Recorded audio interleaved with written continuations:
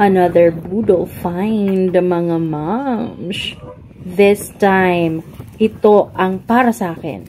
The best na baunan, lalo na kapag nakukulangan sa kanin at gusto ng mainit lagi ang kakainin. Dahil bakit?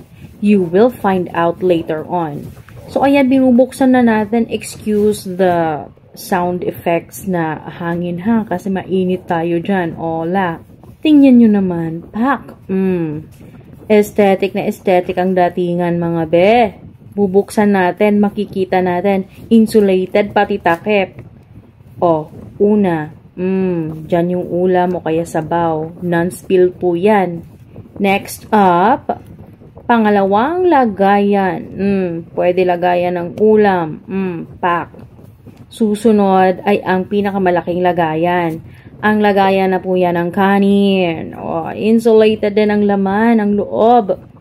Titingnan natin ngayon kung ano ang kanyang itsura sa loob. Ayan, so bubuksan natin. And then, makita ko ang takip. Napakakawaii. Ayan, tingnan nyo yan. Removable po yan. Yes, pwede po yung tanggalin. Tapos, pwede ka pong maglagay ng mainit na tubig.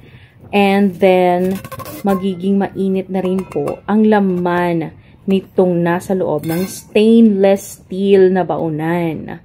Microwavable din po yan. So, pwede po kapag nasa opisina kayo or kapag nagka-camping kayo, kung may microwave kayong dala, ganun. Pero kung wala, carry lang mainit na tubig. And then, takpan. Tapos, meron po siyang handle, o diba? Ang kawaii, cat ears. Marami din po siyang variant if hindi po kayo mahilig sa mga kawaii stuff. 3 lagayan in 1 bag. Click the yellow basket.